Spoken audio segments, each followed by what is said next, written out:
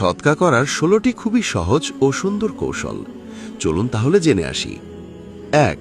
একটি জায়নামাজ কিনে মসজিদে রেখে দিন। যে ব্যক্তি তাতে নামাজ আদায় করবে, ইনশাআল্লাহ আপনি সেই আমলের সওয়াব পাবেন। 2. একটি বাটি বা গ্লাসে পানি ভরে জানালায় বা ছাদে পাখিদের জন্য রেখে দিন।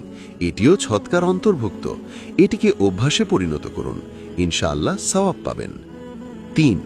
আপনার পুরাতন বা ব্যবহার হচ্ছে না এমন পরিষ্কার পোশাক গরিব ও অসহায়দের দান করুন। 4. আপনার রুমে একটি ছোট বক্স রাখুন। যখন মনে হবে কোনো ভুল বা অন্যায় হয়েছে, তখন সাধ্যমতো কিছু টাকা সেখানে রাখুন। মাস শেষে তা দান করে দিন। এতে নিজের ভুলের হিসাব বুঝতে সুবিধা হবে এবং আত্মশুদ্ধির পথ তৈরি হবে। 5. বাড়িতে ঢোকা ও বের হওয়ার দোয়াগুলো একটি কাগজে লিখে চোখে পড়ার মতো স্থানে টানিয়ে দিন। যে কেউ তা পড়ে আমল করলে ইনশাআল্লাহ আপনিও সওয়াব পাবেন। 6. আপনার হাত খরচের টাকা থেকে সাধ্যমতো কোনো এতিম বা দরিদ্রকে সহায়তা করুন। 7. আশেপাশে যদি নির্মাণ কাজে শ্রমিকরা কাজ করে, তাহলে তাদের ঠান্ডা পানি বা সামান্য খাবার দিতে পারেন। এটিও সদকা। 8. কোনো মসজিদে কুরআন শরীফ দান করুন। কুরআনের প্রতিটি অক্ষর পাঠে পাঠকারী যেমন সওয়াব পায়, ইনশাআল্লাহ আপনিও অংশীদার হবেন। 9. পান করার পর গ্লাসে অবশিষ্ট পানি থাকলে তা ফুলের টব বা গাছে ঢেলে দিন, অপচয় করবেন না। 10. আপনার মুসলিম ভাই বোনদের উৎসাহ দিন, বিপদে পাশে দাঁড়ান, মানসিকভাবে ভেঙে পড়লে সহানুভূতিশীল হন। এটিও সৎকার একটি বড় রূপ। 11. অসুস্থ আত্মীয় বা পরিচিতদের দেখতে যান, ভালো কথা বলুন, মৃদু হাসি দিন।